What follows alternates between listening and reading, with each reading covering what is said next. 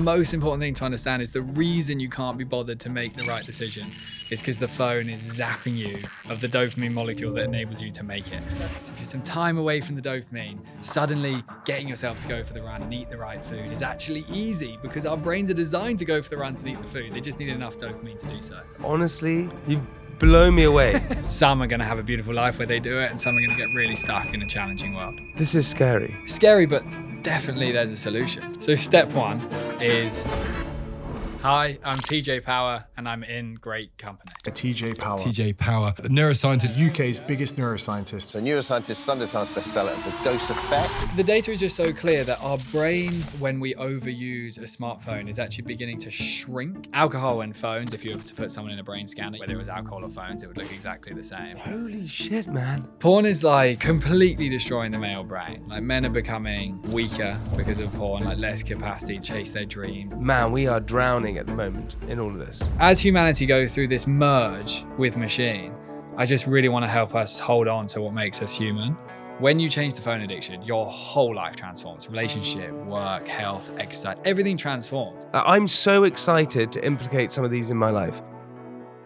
Guys, welcome back to Great Company. We have a really exciting episode today with TJ Power. TJ is an expert on dopamine, on oxytocin, on endorphins, on so many things about the brain and addictions that we are facing every single day. It's an incredible episode and you're going to learn so much. Now, before we start the show, I would like to ask you one thing. If you could please click that subscribe button, it's right here. It does us wonders. It means we can keep making a great show for you, keep getting amazing guests, and keep creating content that you like. Only if you like the show, that is. If you like the show, click the subscribe button. All right, enjoy this episode of Great Company with TJ Power. For anyone who is listening to this right now, and they've clicked on it, maybe by mistake or maybe on purpose, how would you describe you and what you do?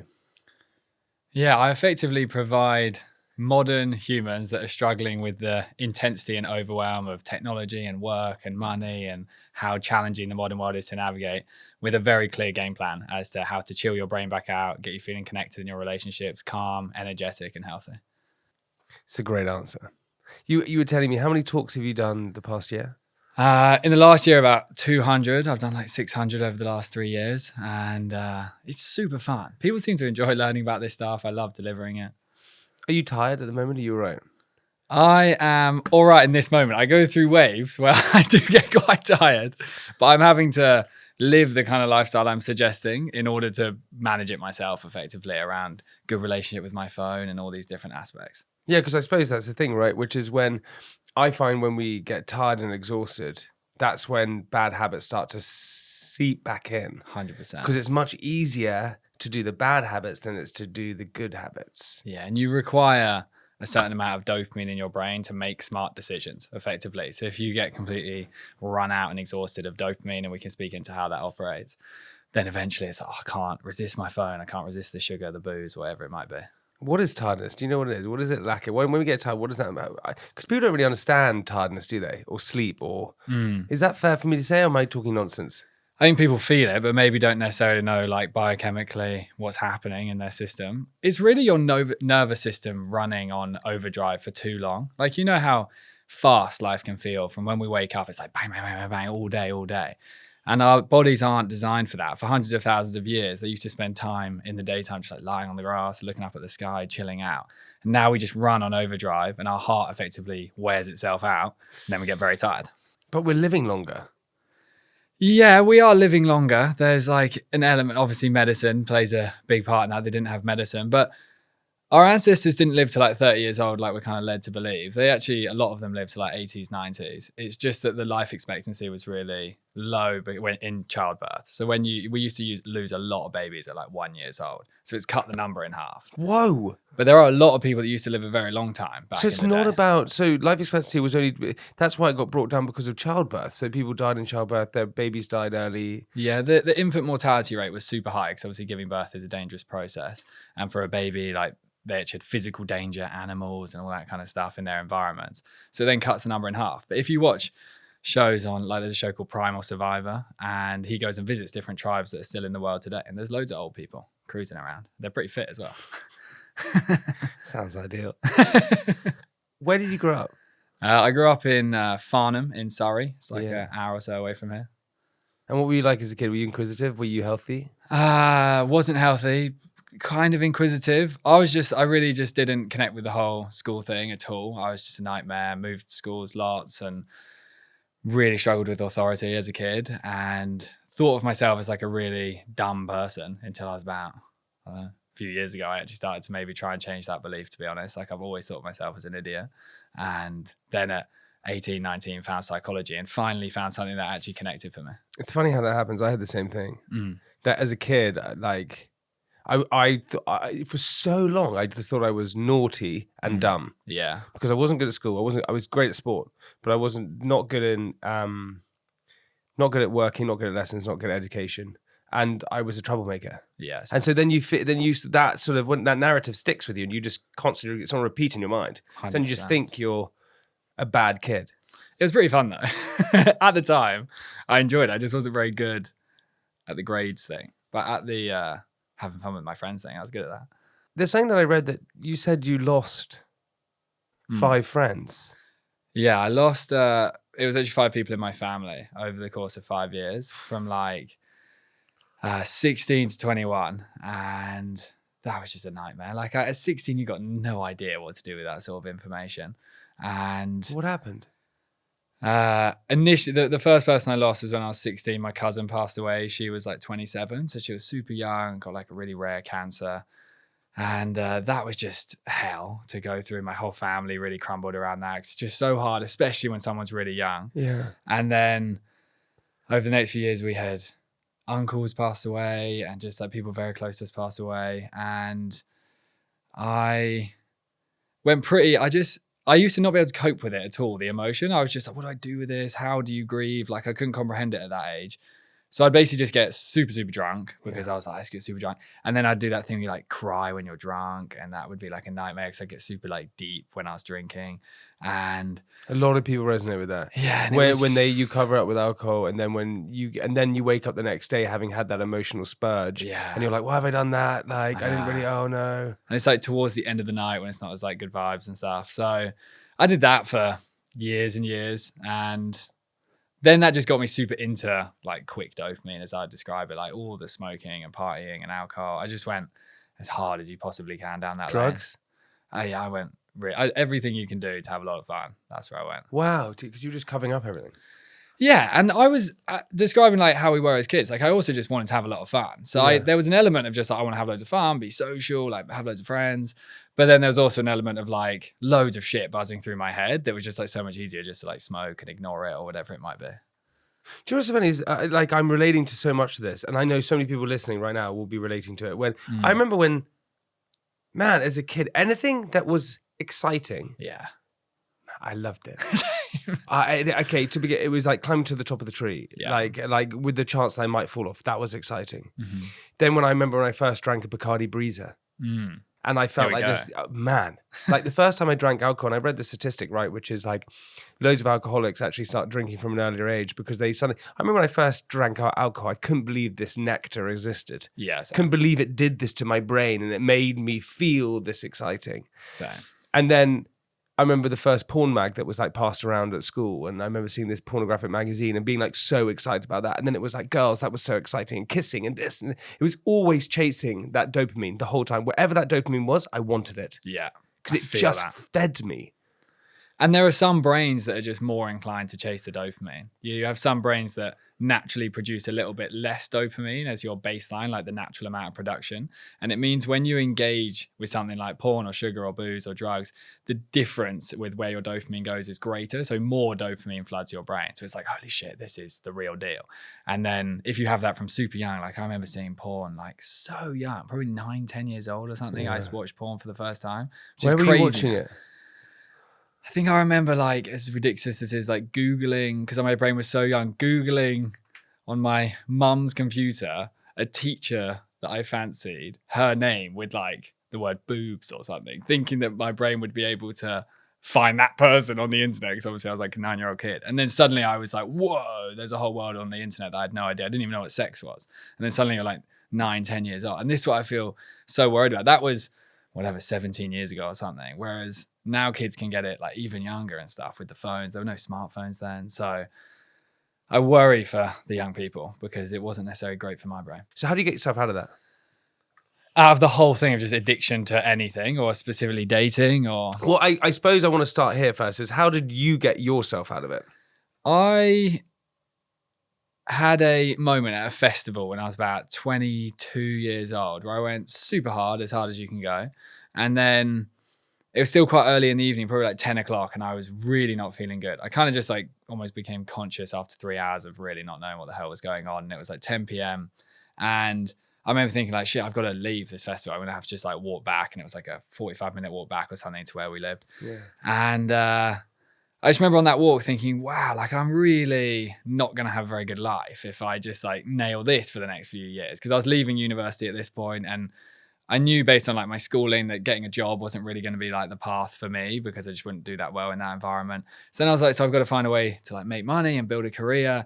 And with this current lifestyle, which is basically like drinking, smoking, partying every day, there was no way that I was going to get any success. I also was just like super anxious and stuff like that.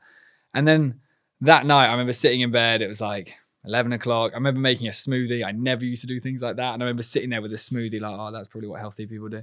And I know, yeah. So many of us have done that. Yeah. Sit there like super coming down. And just remember like chatting to myself, just thinking, okay, like, I'm going to really try and change from today. This is going to be like the change day. And then I went to live with my grandpa because he lived out in nature, and I hadn't really spent that much time in nature, had no interest in nature. And I thought if I just live there away from my friends for a bit and try and like work on all the like booze and stop drinking for a bit and all that sort of stuff, maybe I'd be able to change things up. And I spent a lot of time walking in the nature on my own without my phone, just like chatting to myself. And eventually I think if you spend enough time out there in the quiet, like the truth of how you should live your life comes through. I just think we're always too distracted from it.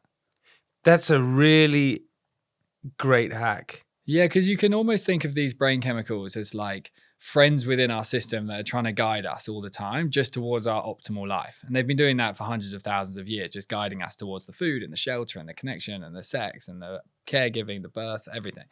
And a lot of the time when you're in a deep dopamine addiction life, you get like an uncomfortable feeling. You feel like a little bit depressed or anxious or stressed about a girl or whatever it might be. And then you just think, oh, don't like that. Straight to TikTok, just like bang some videos or watch some porn or eat some sugar or drink some alcohol, and it just silences it. But if you provide your brain with enough time to not have the opportunity for it to be silenced, like it will always tell you the truth. And I just think for the vast majority of people, there's not spending enough time listening to it. Okay, so explain to me, what is dopamine?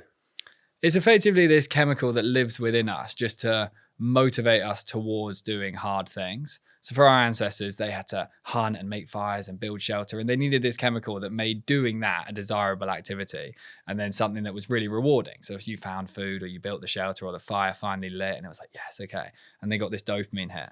For them, they might have got 3 or 4 increases in dopamine, like big natural increases in dopamine per day. In the modern environment, we've now obviously created the phones and all these other things we're talking about, and we're experiencing like 300 or 400 of these dopamine rises a day. And effectively, the engine that creates dopamine can't cope with how much we're over burning it. So what is a dopamine hit for someone who doesn't know? What can give us that dose? So back in caveman times, what was giving us our hit, and what is currently giving us our hits now? So in caveman times, anything that was advantageous to your survival. So if you found some food or you saw some like honey in a tree and like, okay, I'm gonna get some honey, or you built some shelter, anything that was like, okay, now this is rewarding and our group are now gonna survive more. That meant that you were getting some kind of increase in dopamine. Now it's just anything that provides you with pleasure to your brain. So if ever you're eating, like if you compare drinking alcohol as drinking a glass of water, obviously the pleasure is very, very different in your brain. Unless you're super, super thirsty because you haven't drunk in like 5 hours, then you'd get some dopamine off water. But just sipping water, very little dopamine. Drinking alcohol, it's like bang. And we've just created ways to artificially increase dopamine to a very high level. And it is very strategic. Like the people that are creating all the products use neuroscientists like me to figure out the optimal way to get dopamine super high. Because if dopamine goes super high, it becomes irresistible. It's like, I need more. Like vaping, for example, is super hard to manage. So is dopamine the chase or the reward? It's actually the anticipation of what might be is what really, really drives us. Like you'd actually get your biggest dopamine hit out of the thought of something that you could do. Like say, for example, you take that dating example. Yeah, you're in a stable relationship and it's like, okay, stable. You're actually moving at that point to oxytocin towards like love and connection. But then your brain is like, nah, I need dopamine. And then the thought of like DMing someone on Instagram or replying to someone's story or like going around their house and getting with them, whatever it might be, the thought of it is actually what makes our dopamine go crazy. And then it drives you towards that decision. And that's what's then like very, very enticing. Wow, that's why what happens is that when you, let's say, you have a one night stand or you sleep with someone, let's focus on dating, right? Once you've done that, or if you talk about masturbation, right? Once you've done it, there's that sense of like deflation afterwards, because it's actually the chase rather than the actual achieving what you want to achieve. It's the chase of it. Yeah. Only things that are deeply, deeply rewarding feel good for a prolonged period of time. Some things in your work, for example, you might think, oh, it's actually really rewarding. Or like the whole like baby thing, having a family, that's going to be like long-term rewarding. Whereas when you sleep with someone or you masturbate, especially if you sleep with someone you don't care about necessarily, but it's just like a chase, your dopamine just goes bang, bang, bang, bang as you anticipate the experience of the pleasure. And then you get it and it's like douche. And then that feeling is what so many of us have, where you just think, oh, I can't bother for life. I feel kind of depressed and flat and that brain rot type vibe. If we're constantly having dopamine hits the whole time and our brain can't keep up with it, yeah, does that mean at some point we get we're flooded with dopamine where actually then that's an issue? Where we have too much dopamine going on that we actually can't reach those certain highs, so then we become addicts because we're constantly chasing that dopamine. Exactly. And effectively, you can imagine dopamine as like little bubbles in your brain. So it's literally your brain has an area called the ventral tegmental area. And it's like a dopamine factory and it can create these bubbles. And it then has another area of the brain called the nucleus accumbens, which is like a reward center. And say, for example, you're doing something that's effort, like you go to the gym. You go to the gym and you don't like walk in the gym and think, oh, fuck, I love this. So amazing. I feel amazing. I feel amazing. But gradually throughout the workout, you'll notice, oh, it's kind of good that I'm doing this. And you get a nice reward at the end. Effectively, what happens is the factory builds the bubbles because, this human's doing something that's effort. I'm going to build some bubbles to help motivate them. And then it sends a few of these bubbles towards the reward center to mean you enjoy doing it and you keep doing it and it's something you'll enjoy. In a situation where you're like going on pornography, for example, what happens is the factory just starts flooding the bubbles towards the reward center. And it's not regenerating any because there's no effort involved when you're like watching porn, for example. So just flooding the bubbles, loads to the reward center. And then suddenly the factory of dopamine just gets empty. And then your brain like loses the ability to produce any because it just used it all up. And it's like, oh, I can't make more. I've just given you all the dopamine on the porn. And then you get into that state where you're super low in dopamine. And then when you're in that state and you've got no dopamine. And what happens when you're in that low dopamine state? What happens then? You basically just can't bother to do anything. Like your zest for life just disappears. Like, sometimes you're like walking to work and you've got your music in and you think, oh, I love life. Life's so good at the moment. Yes. I'm so vibey. And then other days, maybe on a Monday morning, it's a bit like, oh, I hate life. Life's shit. Yes. That's really your dopamine level that's deciding that feeling within your brain. And when it is very low, it's just very hard to get yourself to do anything that's effort. And our happiest lives are the other side of doing lots of things that are effort, like effort with your partner, of connecting with them, effort with your work, your exercise, your health, your food. Effort leads to happiness for the human brain. And if you get very low in dopamine, you just can't bother to do anything. Wow. Man, because I had for so long, and I spoke about this for so long. How do I explain this? The reason for so long that lots of my relationships didn't work, right, is because when it became what I would call still, when it would become normal, when it become quiet, I thought that wasn't exciting. It wasn't right. I wasn't having that rush of excitement towards the other person. And then what happens when I met my wife, Sophie, it was exciting, but we were also best friends. Mm-hmm. So and that was something interesting about that. And I remember I went to a therapist and the therapist said, you just have to learn to be still. Being bored or being quiet is a good thing. Very good. It's a really good thing to be. And I said, what do you mean? That's not fun. I want everything to be exciting the whole time. I wanted everything to be chaotic. Because that brought real excitement. Yeah. And actually what you're saying is, no, that's just my brain chasing a dopamine hit the entire time. And actually when you're still and relaxed and calm, especially in a relationship, in life, that's a good thing. It's a very good thing. And your greatest moments, by assumption, but you can tell me whether this is true, with Sophie might have been more of the oxytocin than the dopamine. And what I mean by that is the moments where you really lay together and thought, I actually think I'm like falling in love with you. And when you decided to like start trying to have a kid or however that worked. And then when you found out you were having a kid, none of that is dopamine. That's all oxytocin. It's all calm, steady, falling in love. The initial phases of relationships are pure dopamine. And it's very interesting because women's brains actually move towards oxytocin faster than men. So it will both start dopamine. It's like, oh, this is really exciting, going on a few dates, like hooking up, whatever it might be.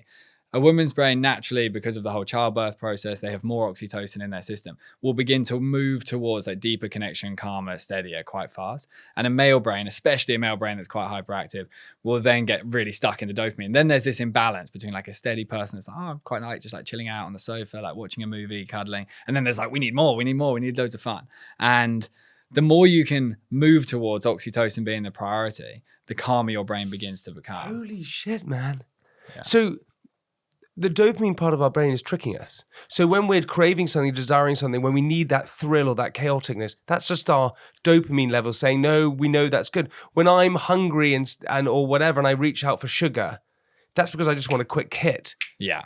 100. And these mechanisms never had all this artificial stuff to try and manage of like, oh, I can Instagram DM that person, or I can eat the sugar, I can get the alcohol, or the drugs, or the vape, or whatever it might be. Like naturally, these systems all worked in harmony. Bit of dopamine to motivate you, then connect with someone, oxytocin, and so on. Whereas now it's like there's so much temptation, so it's getting harder to manage. Let's talk about the relationships, because I had this, and now I get it. You know, in relationships, and I'm generalizing here, right?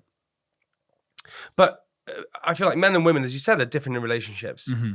At the beginning of a relationship, a man, typically, and I've been one of those people, I love you. I want to spend the rest of my life with you. This is the best thing ever. That's oh my God, I can't wait. I've never been on a date like this. Oh my God, I love you so much. Yeah.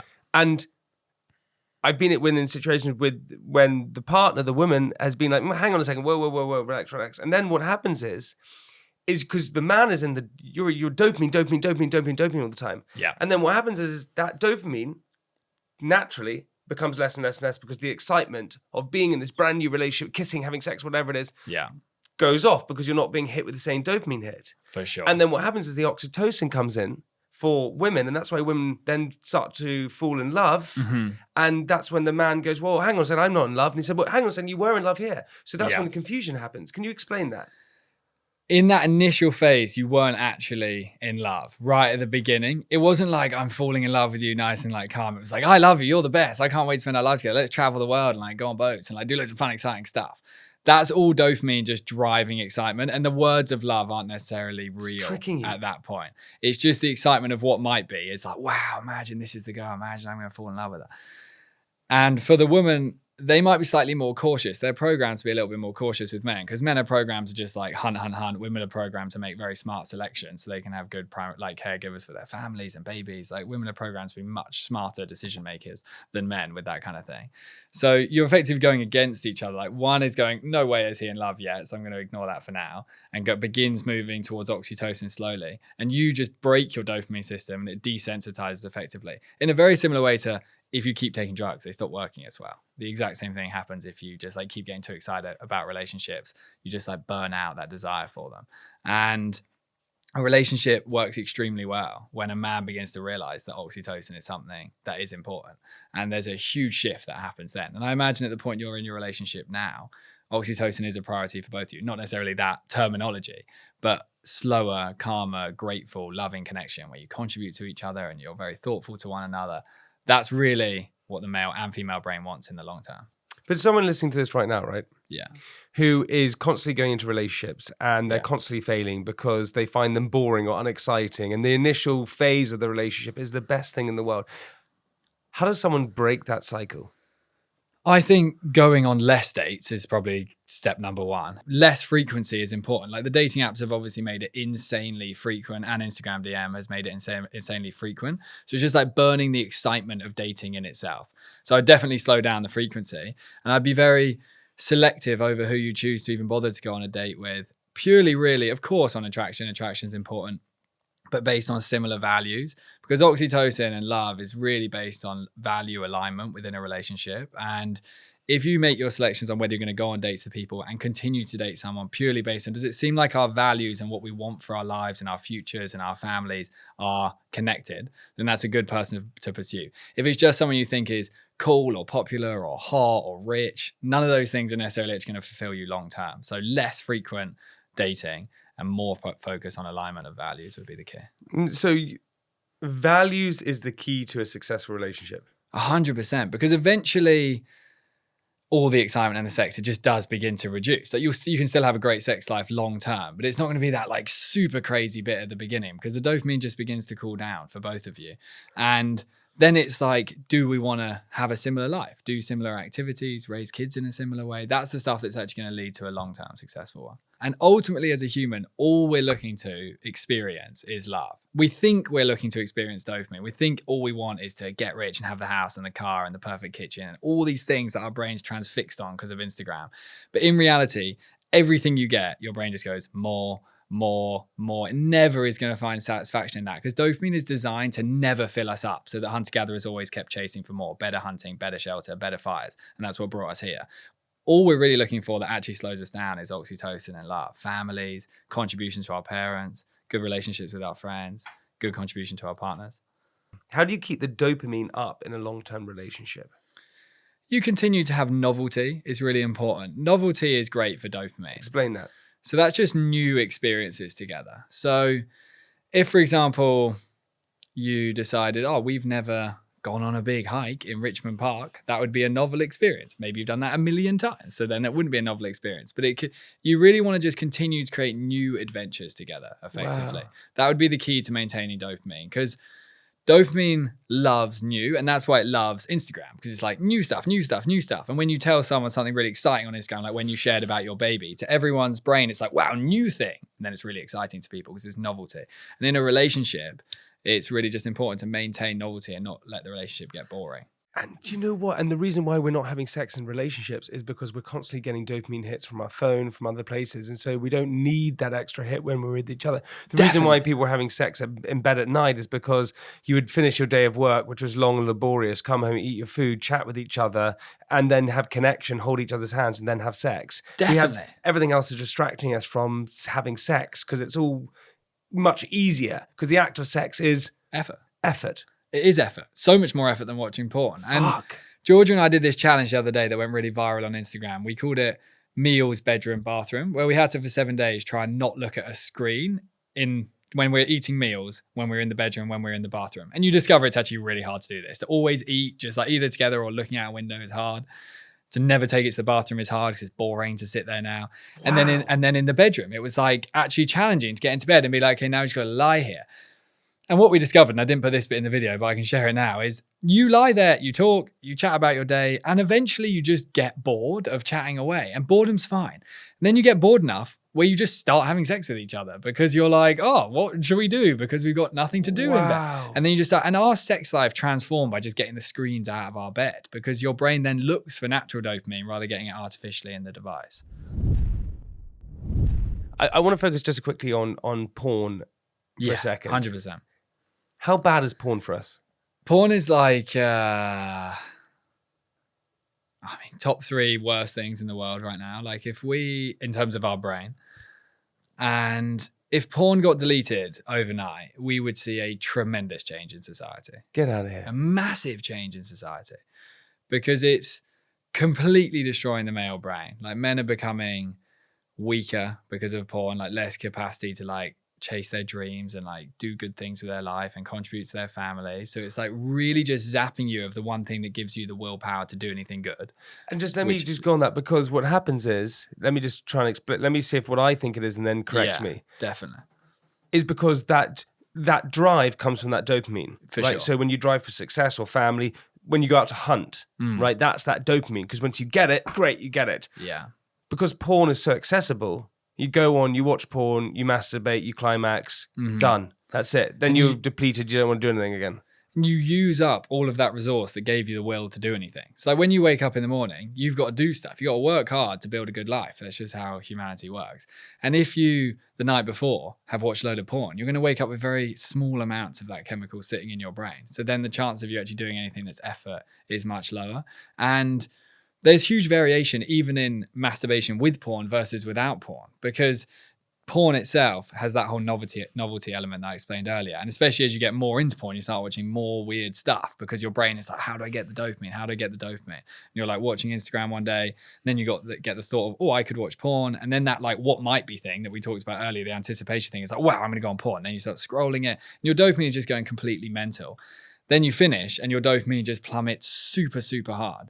if as an experiment you masturbate without pornography, you'll notice that the high is less, but also the low is less. And that's a really significant difference, because it's not bad to climax as a human. Orgasms are great. It's porn that is the bad thing for humans. And you have that motivational component, which just gives you less will to do anything. And then it's also completely destroying your capacity to actually go out there and find partners to be with. It's really killing that, because I have a lot of people message me on Instagram, and of course wouldn't share who they are, but they'll message me saying like, I'll go on a night out and like, I'm really wanting to find a partner, but I get this thought process in my head where it's like, I can't even really be bothered because I know I could just go home and watch porn. So then I just like give up on the idea of like trying to talk to a girl in a bar or whatever it might be. They're using the easiest route. Yeah. And I have this very simple theory for men, and this is all men in relationships and all single men, that the more boobs you see on a screen, the less boobs you're going to see in real life. And it's a very simple framework, but if you consistently see loads of boobs on a screen, your will to go and find them in real life is going to reduce. If you're single, it means you're not going to date as much because you're going to lose the will. And then if you're in a relationship, your partner's probably going to begin to realize you're probably watching a lot of porn, and lots of men are watching a lot of porn in their relationships. Then your sex life is going to reduce and you're not going to be as connected to them. So whether you're single or in a relationship, the porn thing is so huge. And for me, breaking the porn addiction was one of the hardest things. Like I watched it like my whole teenage life. And then it was like, okay, now I've got to get rid of this thing that just had become a part of my life.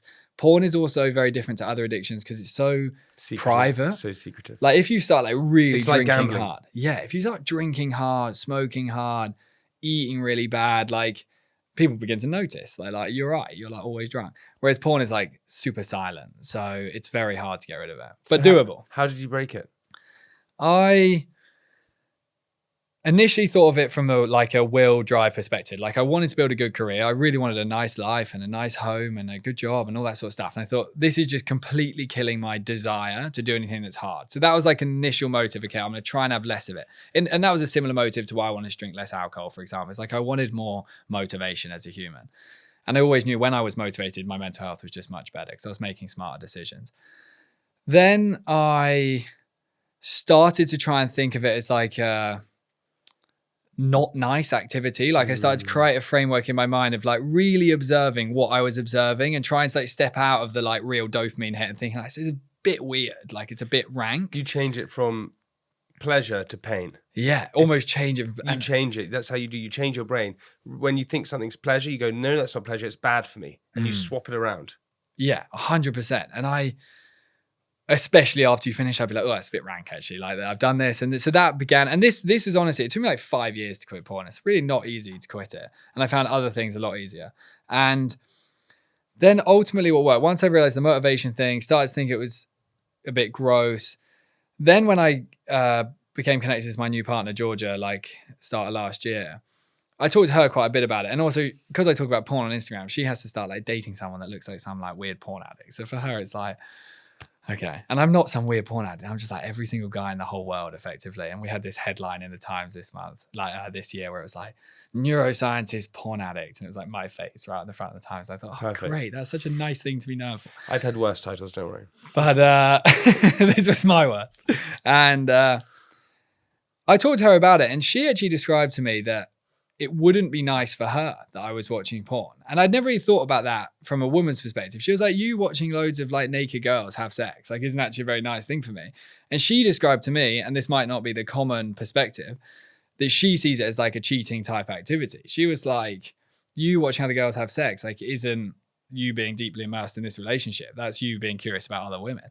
And I have a huge amount of love for her. And for the first time in my life, I was like, oh, if we're going to see it down that lane, then I'm not going to watch it at all. And I would say that was the final thing that really made a difference. But someone sitting here would say, no, hang on, I'm just focusing on a dopamine hit.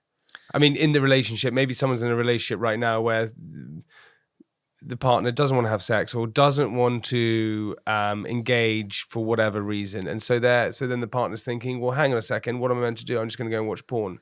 Because if my partner isn't giving me what I want, then I go and find it somewhere else.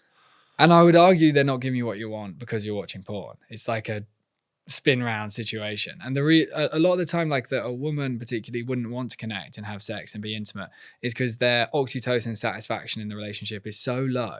And for a male brain, we can go from like watching TV to watching porn in 30 seconds, super aroused, bang, straight into it. Like our dopamine system fires so fast.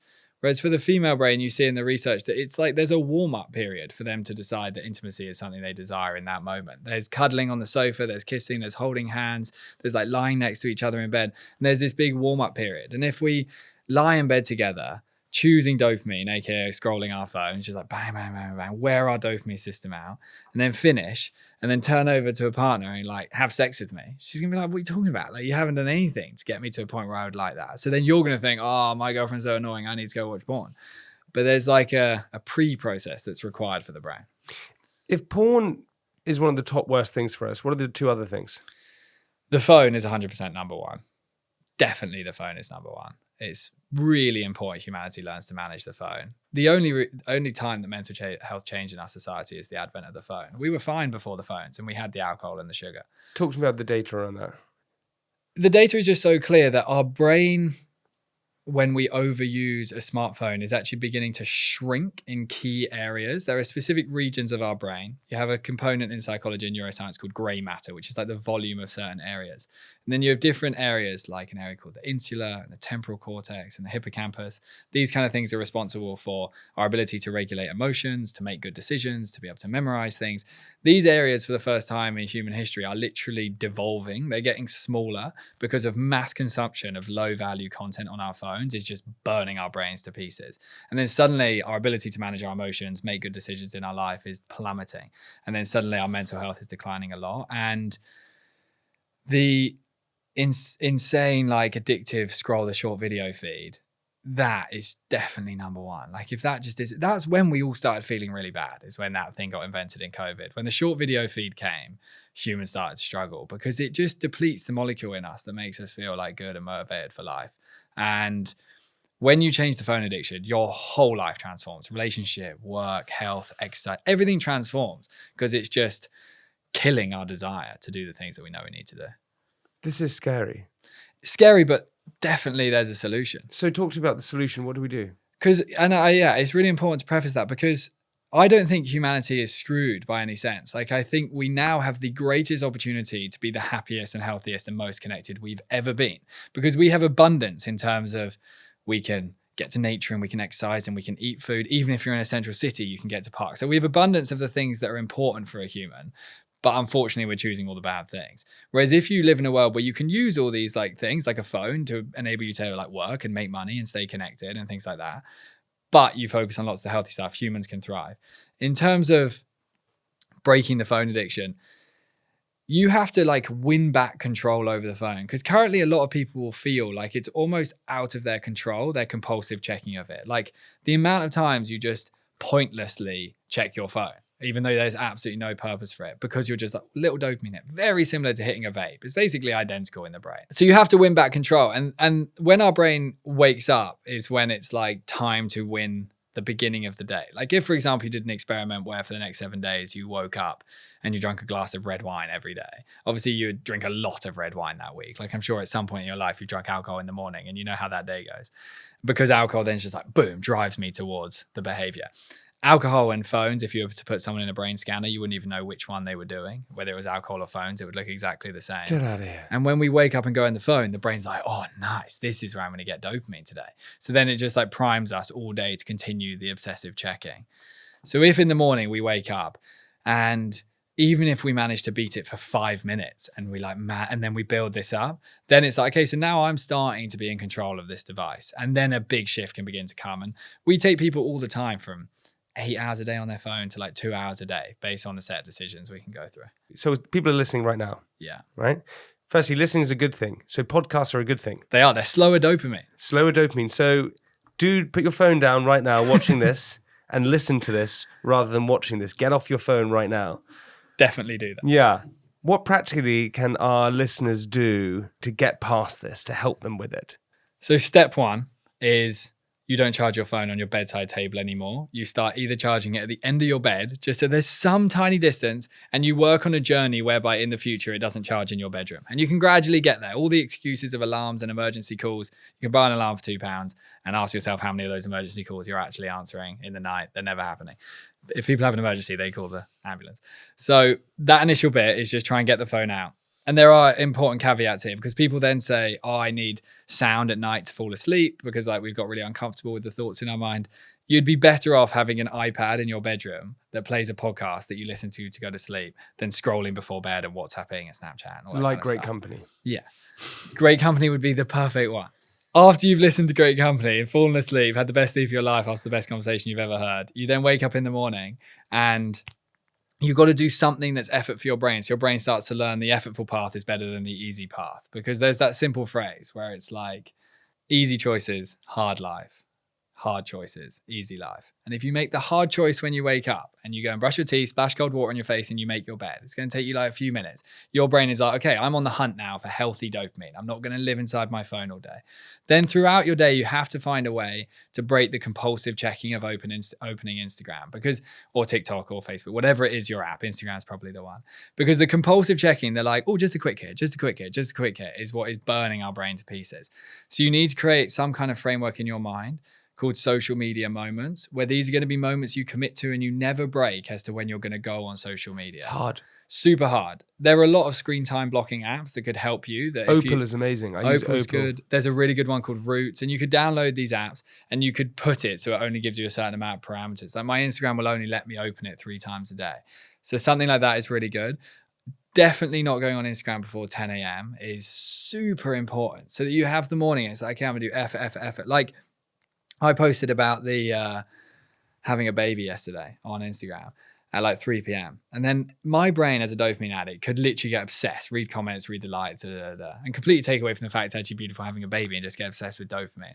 So I haven't even seen that post yet. I haven't opened Instagram since I posted at 3 p.m. yesterday because I know it'll fuck me if I go in there and get stuck in That discipline is amazing. But it's gradually learned because I've discovered that my happiest life is the other side of not being addicted to my phone. So now I'm very, very motivated. So when I'm like, I want my phone, I'm like, but do I want to be depressed? And then again, you change it from, instead of pleasure, you say, no, that's painful, that's a negative. So you swap it around again. And you keep swapping it. And the more you speak truthfully to yourself about the reality of, if I'm really addicted to my phone, I feel like crap. And that's not a nice life. It's so nice when you feel good in life. And then you begin to motivate yourself through the desire for happiness. Because I have it a lot of the time right now where, like the fridge analogy or whatever, as I go onto my phone, I don't even know what I'm looking for. I scroll through TikTok and Instagram. Yeah. I'm endlessly looking for something. I don't really know what it is. It's never going to be found. And now what's happening, I find, which I'm sure a lot of people feel the same way, is it's not as rewarding as it used to be. And so I'm doing more of that, but to get more of the reward because the dopamine isn't hit. It's like taking a drug. Yeah, it's desensitizing. Your brain can't cope. The modern human brain in general can't cope with these elevations in dopamine. So it's actually starting just to produce less for us because then it doesn't spike as hard. If it's producing less, it's like, oh, well, I can't get that high anyway. But then give it to me. How long does it take to break the habit? How long does it take in terms of days, hours, weeks, months, years to try and break a habit of being addicted to a phone, porn, vaping, whatever it is? You could begin a monumental change within 72 hours. Big changes could occur. Like if you had 3 days where you didn't watch porn and you didn't go on like social media for 72 hours, you'd see massive shifts, specifically in dopamine and serotonin. Big study came out about this recently where they got people to have 72 hours without going on any social media apps. Rapidly, you see change in their motivation, their mood, how calm they feel. 72 hours would be the beginning. Then you'd move towards 7 days. Gradually, if you spend 30 days in a new kind of lifestyle, big habitual changes would occur. But I want to go back to the beginning of this conversation. You have to continue to go back out into nature in the quiet and talk to yourself about the decisions you're making because otherwise you'll just get lost back in the dopamine and then it's like, fuck it. Like I'll just live in this dopamine land because like that's what feels kind of good in the now. Whereas if you go into nature and you get really bored and you talk to yourself, then you start going, it was good actually when I did that period where I went on social media less. Maybe I should keep doing that. And you find the motivation through the friendship you build with yourself in the quiet. Man, but we're so worried we're going to be the FOMO. We're going to miss out on something. We're going to not see something happen. We're going to be left behind. That's like a genuine feeling. And FOMO is scary. We feel like this need of like acceptance and belonging within the group, the massive group we now try and belong to inside Instagram. But all you have to do is run the experiment and see it. Because I went to Greece like 3 weeks ago with my partner. And I attempted 7 days with my phone actually turned off. I just wanted to see if I could do it. So I turned it off. My team knew exactly how to manage the business with me doing 7 days off to run it see what would happen. And it was good. It was hard. It was like I had like anxiety of like what's going on my Instagram. In my head, I thought like my Instagram's been deleted. I was like, what if it's been deleted? My whole career's gone just because like I couldn't check it. And I told my team to tell me nothing so that I would really experience all the emotions of being off Instagram. What happened? And very quickly within a couple of days, I was just like, well, thank God that's gone. Like I can nice have a break and I actually enjoy this holiday. And I loved the fact I wasn't trying to get photos for my Instagram story and stuff of this holiday. Like because I wasn't making any content at all. I was like, I'm just going to actually be on this holiday, which was a super calming experience. To come to the FOMO thing, 7 days comes. It's now Saturday morning. I'm going to the airport to get back on the flight. And I was like, right, phone's coming on, need it for the flight and everything. And I think, wow, the world is going to be so mental. Like when I come back in here, Instagram's going to be huge. I'm going to have missed loads. And you open it and life is just exactly the same. You've missed all the irrelevant crap that we're all consuming on social media all the time. Anything that's really important is going to be at the top of your feed anyway. And then you're just like, oh, no one missed me. And like, even with us as creators, you realize like, oh, no one even really noticed that you were gone. And then you come back and they're like, oh yeah, that guy, like I follow him. Who's he? And it's a very good reality check as to how life doesn't change if you go off it for a bit. TJ, talk to me about dose. Yeah. What is dose? So obviously we have dopamine, talked about that, motivation. Oxytocin is this connection chemical, enables us to feel love. That's the O in dose. That's underrated, that one. That's the one humanity is all really looking to find, but we're lost in dopamine land. Oxytocin is actually the answer. Your best life is when oxytocin is Give me examples of oxytocin. Oxytocin is physical touch. It's socializing with your friends. It's feeling deeply grateful for experiences you get to have. It's celebrating your own progress and not focusing on what you haven't got, but what you have. Those kind of experiences where you feel a deep love for the experience of life you're getting to have. That's oxytocin. And I was chatting to this guy yesterday. I went to this like nature thing yesterday evening, and they had these people from Nairobi who had been like crafted these stones, and they lived in like mud huts, these individuals, and they'd crafted these stones that were getting sold at this like nature fair thing. Random thing for me to go to. But I was speaking to these people and they live in mud huts in nature, and they are like the happiest people you'd ever meet, and they have nothing. And they're not addicted to dopamine. They're addicted to contributing to their group, to being in nature, to connecting, to love, to singing, to contribution. That's really what oxytocin wants. It wants deep relationships. And in our pursuit of dopamine, we're sacrificing oxytocin effectively. Like even when you go with your friends, like it's all about just getting yourself as drunk as possible, not necessarily connecting with the friends. Why don't we just have loads of oxytocin? Well, you can't artificially spike it. That's the big difference. Like we learn as humanity how to hack dopamine initially with like cigarettes and alcohol and brothels. Those would have been like the early dopamine hacks. Then we've got really fine tuned to the point of now TikTok, where it's like just like artificial bang in our brain. And oxytocin can't be hacked. There is in research something called intranasal oxytocin, where you like inhale oxytocin, but luckily that's just not something that's hit the market, because that would do a terrible thing. That's a bad idea. That's a terrible thing. That's a bad idea. I shouldn't even tell the world what it is. But you can inhale oxytocin. yeah, you can inhale oxytocin, and there's oxytocin components in like inducing child labor and stuff like that. But it's not hit like the world as a drug effectively that's consumed. Heroin would have an effect on oxytocin. So obviously that's a percentage of society would During be struggling childbirth, with that. you have oxytocin hits. Yeah, oxytocin really enables the woman to go through the whole process of childbirth, and then enables the initial bond to take place with the baby itself. And you'll experience oxytocin like when you hold the baby on your chest. That's going to be like super oxytocin. There's going to be no dopamine. It's just going to be oxytocin. Explain that more to me, because lots of people, there's this whole idea, and look, I mean, we're going through this whole process, different types of births, right? C-sections, this, vaginal birth, all those different things. And someone said that when you go, and again, I might be hit with a lot of different things here, but I'm just saying from what I understand. Yeah. When it's a natural birth, Yeah.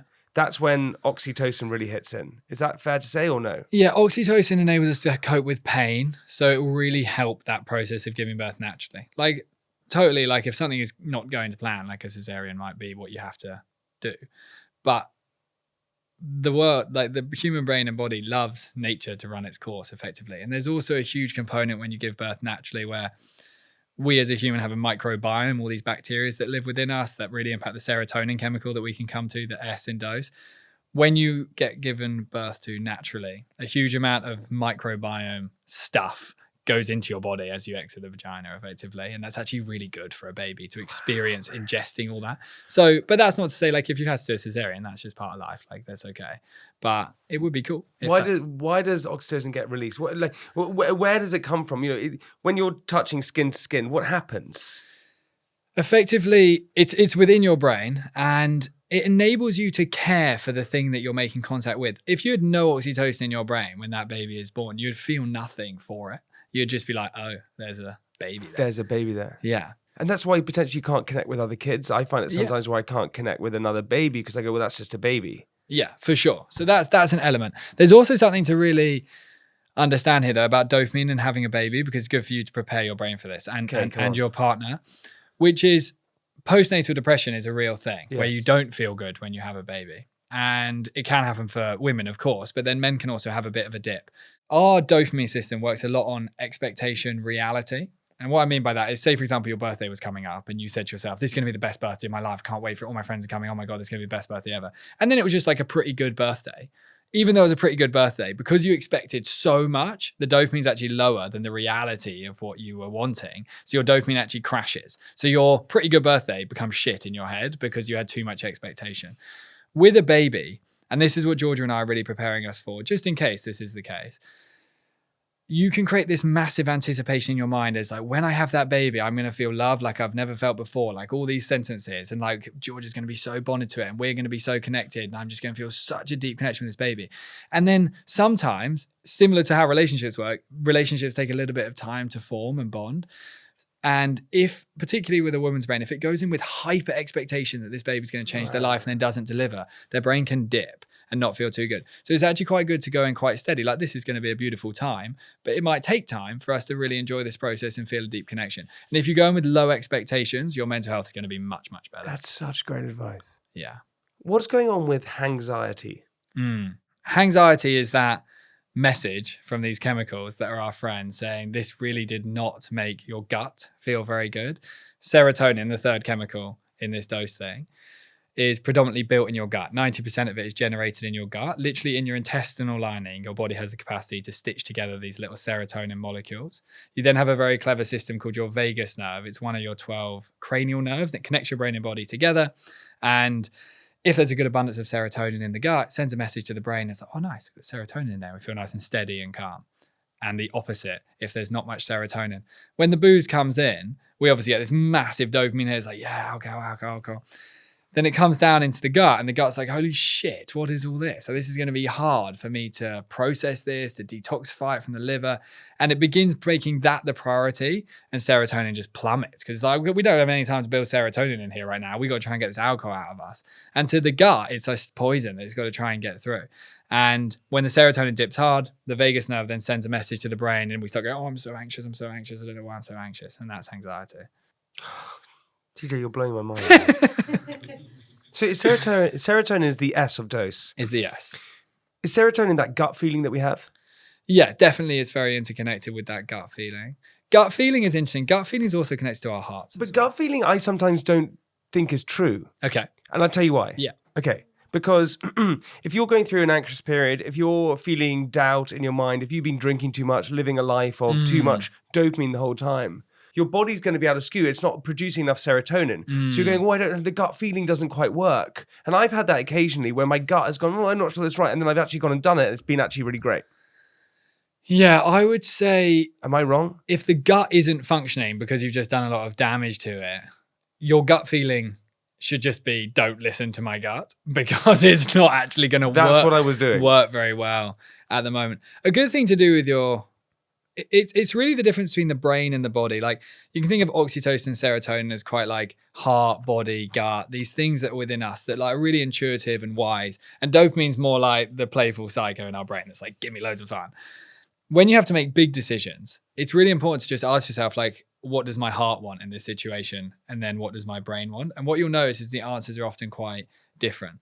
Georgia and I are navigating conversations. She's from Australia. So it's like, okay, so do we bring this baby up in Australia? Like, how does that work with my career? All that kind of stuff. So I have to sit down like in the quiet and really think through, like, what does my thoughts want that's like logical and like what's best for my career or finance?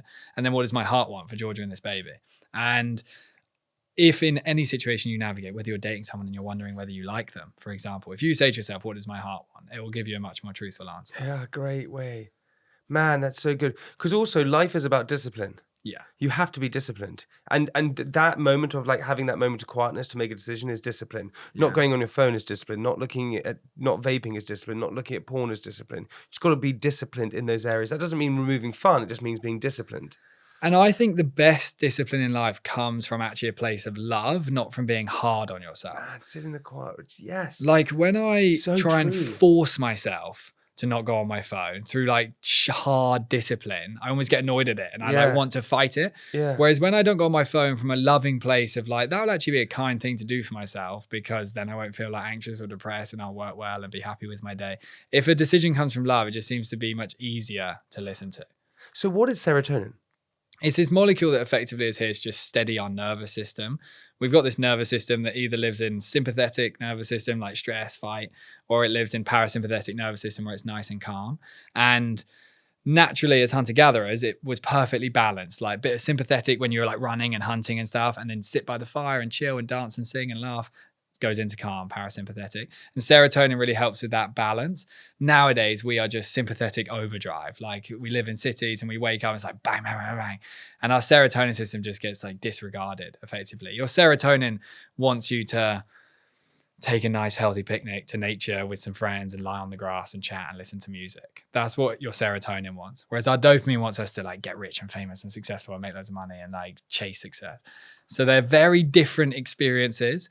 And if they're balanced, you can be nice and successful, but also nice and calm. But if you go dopamine obsessed, your serotonin's like, oh, what about me? And then you get anxious.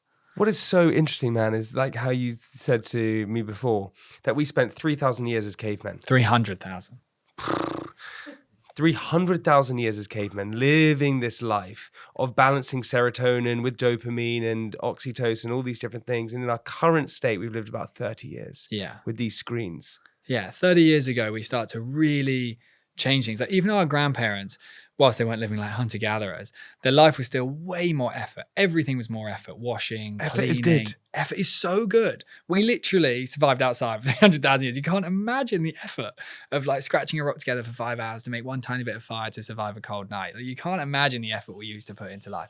Now effort to us is like taking out our phone and beeping as we go through a tube station. It's like, oh, so much effort. It's like perspective we got to realize. So, and our brain just used to live in such like nice natural harmony. 30 years ago, we moved everyone indoors. That was huge. All work began to be very predominantly indoors. And we basically now spend all day indoors. For context, we used to spend 85% of our time as humanity outdoors.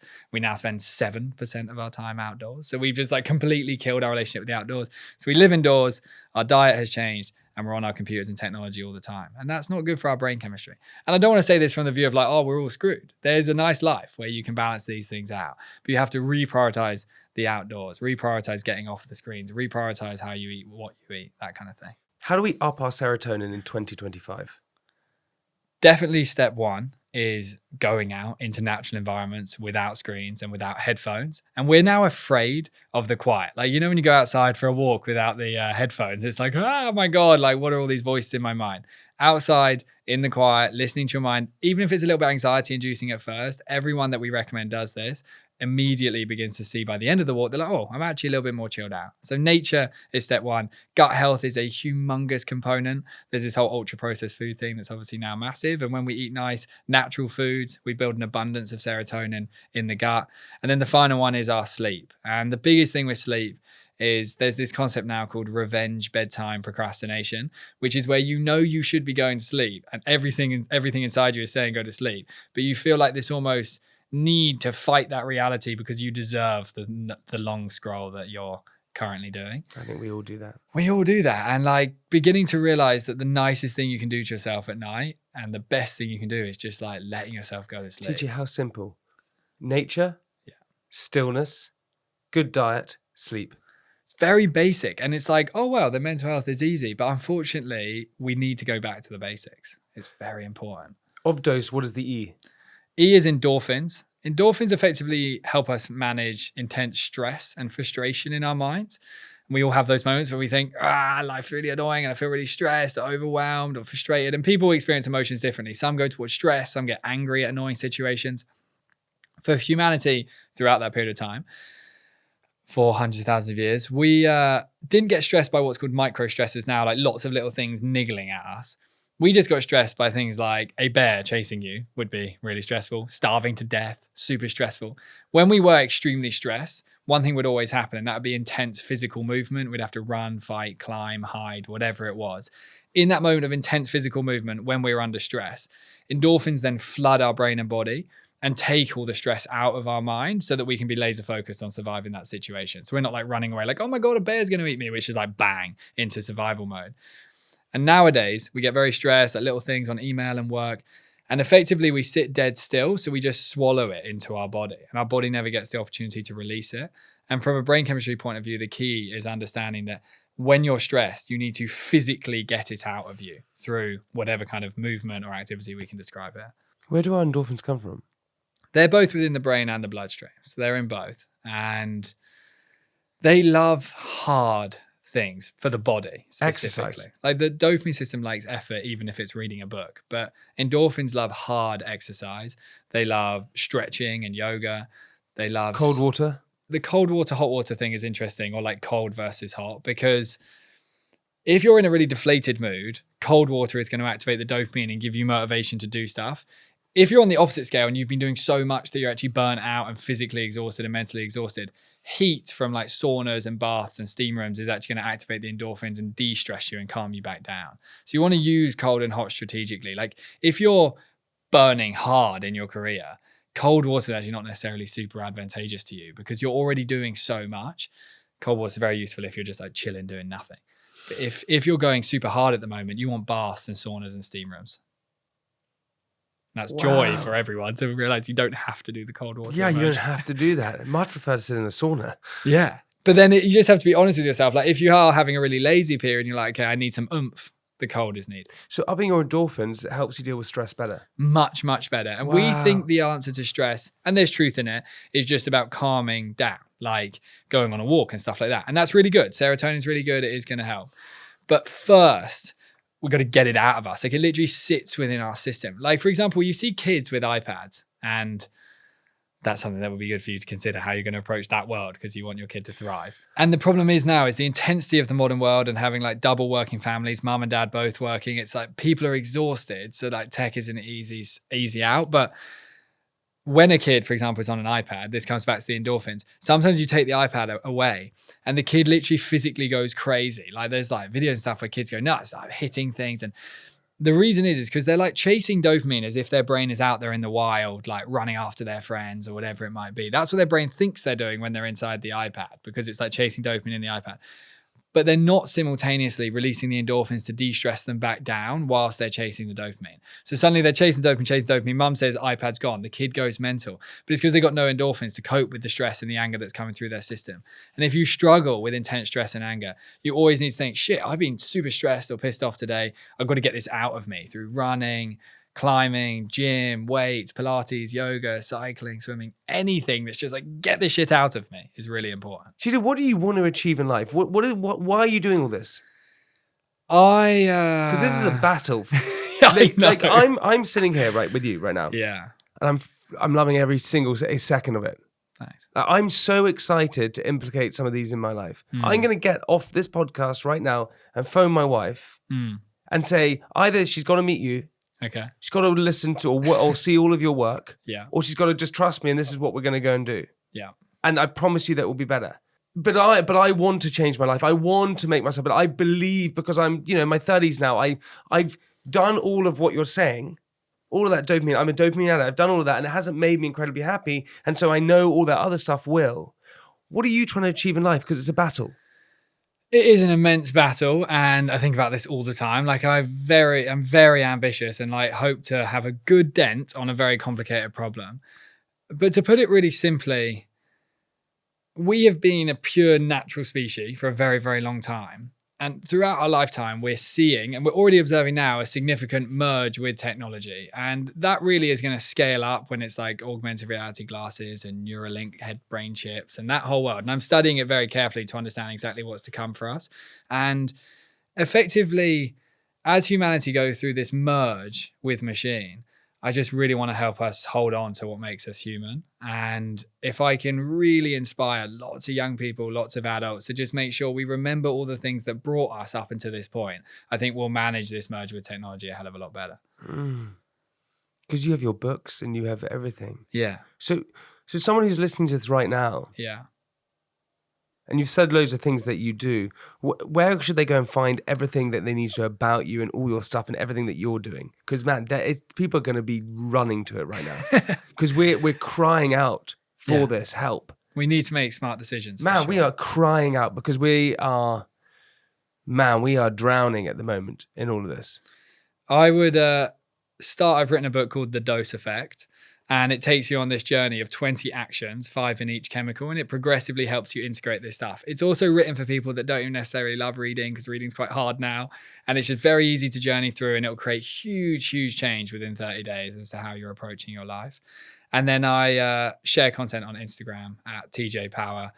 And if you want to learn how to like build a healthy relationship with all this technology on there, you'll discover how to do so. Man, TJ, I have honestly, you've blown me away. Let's go. Man, it's so just great. You're so articulate. You explain it to make it understandable. You don't make it scary. You make us realize that we can change. And you're also putting into practice what you're preaching. Yeah. Which is the most important thing. I'm working hard to do that. And it is hard. I think that's the big thing. It is hard. And hard is good. And for anyone who's watching this, it's going to be hard. But if we do it together, we'll get to this amazing place. There's a magical world for humans in this modern world. We've got so much abundance, so much help in order to live a beautiful life. We just need to make smarter decisions. Do you know, this was what Great Companies was all about. It was all about connecting and feeling things together. I feel like as a nation, we've become disconnected. Yeah. And so this is about connecting people back together. And this is why this episode is so important. Man, TJ, I've loved every minute of them, not even kidding you. I have 8 final questions for you. Are you ready for this? Hit me. What's a saying or phrase that you'd want people to come away from this interview with? Easy choices, hard life. Hard choices, easy life. I've taken that one. Best compliment anyone's ever given you for your work? The most beautiful thing is when a young person comes to me that's like 12 or 13 years old and they say, I'm out in nature building forts with my friends. We do this thing called Forts with Friends, and they have to go and build forts in nature instead of playing Fortnite all the time. And when a kid says that to me, that's just magic. What scares you most about your work? Oh, the unbelievable challenge I've got ahead of me to try and help humanity realize that we really need to get disciplined with the technology. And some are going to have a beautiful life where they do it, and some are going to get really stuck in a challenging world. When was the last time you cried and why? I cried on Sunday. Why? We had some fear with the baby and had to go in for like quite a sudden scan, and everything turned out to be pretty good. But in that moment, when we got the relief and saw the scan and the heartbeat was there because they had worried us, I really discovered in that moment just how much I want this baby. And I was really surprised. Like I just started crying and I thought, wow, I'm ready to be a dad. Man, that got me in the feels right there. That's oxytocin.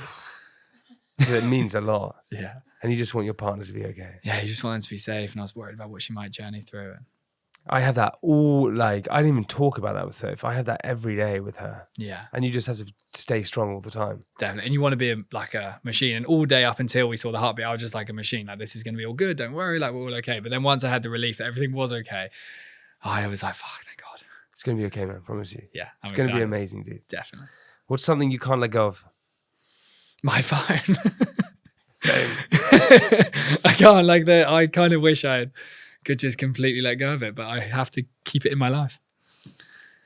What's a guilty pleasure? YouTube. I love YouTube. Watching YouTube videos Yeah, is education, everything. It gives you everything. yeah, there's some YouTube channels that I just love. There's this like guy called Marco that does these like goes up to strangers and says, "Can I paint your bedroom?" And then he's like this insane artist in America. And it is just heaven. Like watching one of those videos, that's definitely my guilty pleasure. You're now going to get me into that. That's good. I can't wait. What turns you off? What turns me off? People not asking me any questions when I see them and only chatting about what's going on in their life. And it's something I actually turn myself off about myself. Is sometimes I'll talk to someone and it might seem a bit self-focused and I'll just be like, shit, I haven't asked how their life is going. So I really work on that myself, and I don't like when it happens. It's a really good answer. What turns you on? Someone just being like really passionate about whatever their thing is, just like being really fired up and caring about something, whatever it is. Yeah. What do you like most about yourself? I'm extremely determined. I really believe I can put a huge dent on society in this technology management thing, and I like that. Hey, TJ, this has been beyond amazing. We're going to put every link to every book, to everything that you have in all the show description. So everyone, please go and check it out. Man, it's been amazing. I'm full of oxytocin because of that. Thank you You're so the greatest, much. man. Thanks TJ, for really having me, appreciate it. brother. Thank you so much. That was insane. That was insane, man. That was insane. Let's go. I need to phone my wife now.